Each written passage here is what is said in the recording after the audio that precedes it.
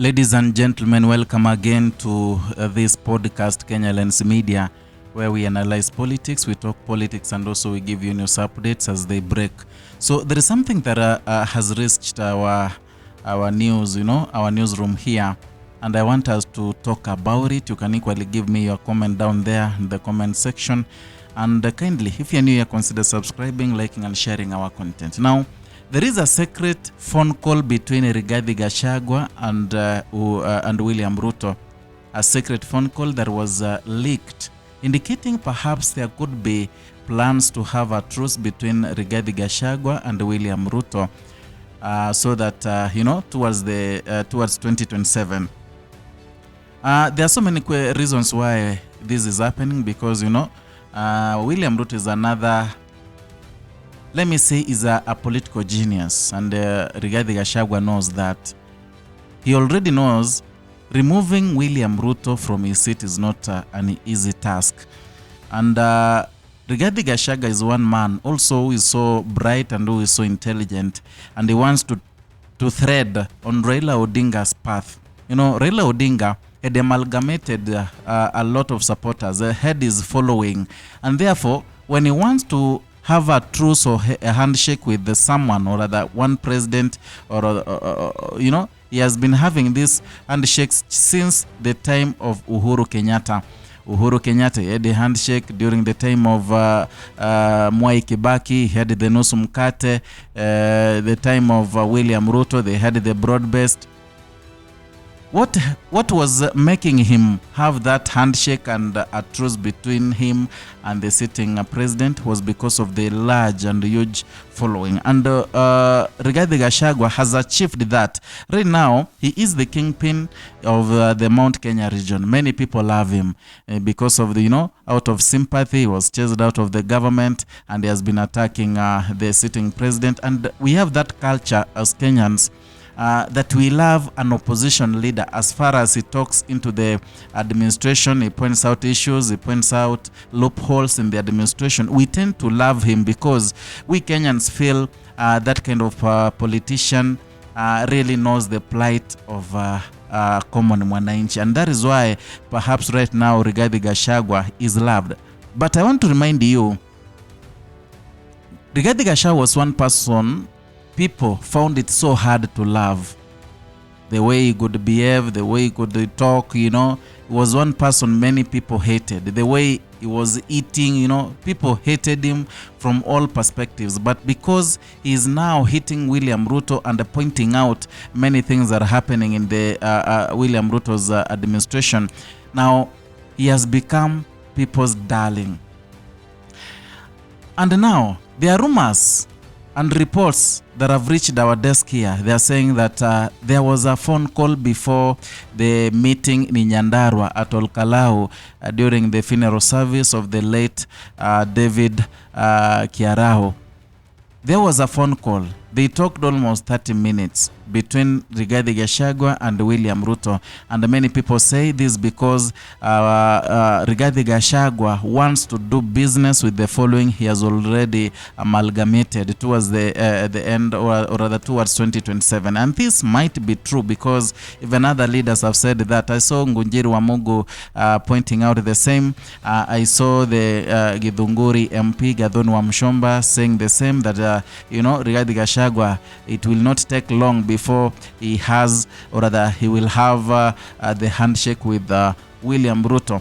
And there are so many reasons. And today, while speaking at Nyandarua, Rigathi Gachagua pointed out some 3-4 points, telling William Ruto that if you do this, then I'm ready for the handshake. Number one, the point whereby he told the people, he said strongly, telling the Mount Kenya people that never should you say one term in front of the president. He toned it down from whatever he has been speaking. He toned down from the kind of approach he was giving the president. That one is number one reason, or rather number one indication that there's something these people had talked, and today Rigathi Gachagua, tried to bring them into perspective. Number two, William Ruto pointed out Kimani Ichung'wah. In fact, he talked so much about Kikuyu MP, who is also the majority leader in the National Assembly, Kimani Ichung'wah.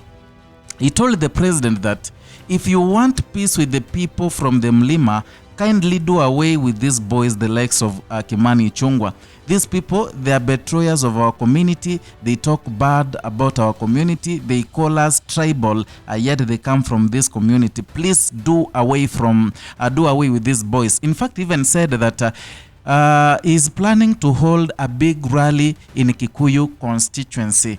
But unfortunately, Kimani Ichung'wah has already organized goons to disrupt his rallies, and he asked the president to make sure and tell Kimani Ichung'wah to stop that nonsense. That is number 2 reason where, or rather let me say, a condition. He gave William Ruto the second condition, that if he wants to work with the people of Mulima and himself, of course, through a handshake, then he needs to do away with the boys, the likes of Kimani Ichung'wah, who are betrayers of the Mulima nation. Number 3, he talked about an attack during the church services.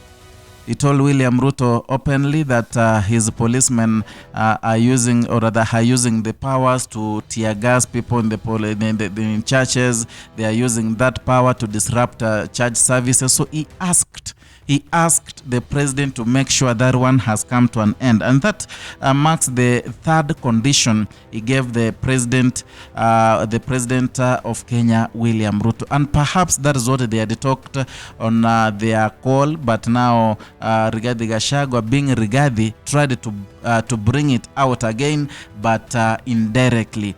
Because you know who Gachagua is.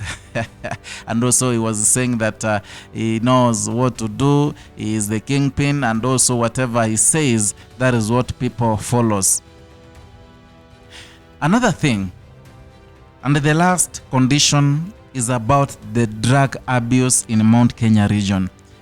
You know, recently we've seen women there demonstrating and protesting, saying, you know, there is use of drugs in the region so much, to an extent that many people there, the men, they are not functional. Men there are not fertile because of the extra and high intake of alcohol. So he urged the president to make sure that he has resolved the surging cases of drug abuse in Mount Kenya region, noting that despite previous efforts to address the menace, the issue is yet to be fully handled. Those are 4 conditions Rigathi Gachagua gave William Ruto, and of course to make sure they have happened, to have his attention, and perhaps to have the truce or the handshake with the people of Mulima.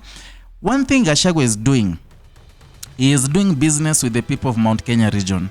He has tried to, you know, he has manipulated them to an extent. He has now a following of the Mount Kenya people, and he wants to sell them to William Ruto through a handshake. And you know what comes forth is a handshake, or rather some, you know, a pocket full. And that is what Rigathi Gachagua is doing. And he has realized that William Ruto is now shifting camps from the Mount Kenya region to the ODM strongholds. And that thing perhaps is giving him stress. And now he's so happy that ODM is now splitting and they have 2 factions. With him, the Mount Kenya region is intact, and that is why he wants to do business with William Ruto ahead of 2027 elections.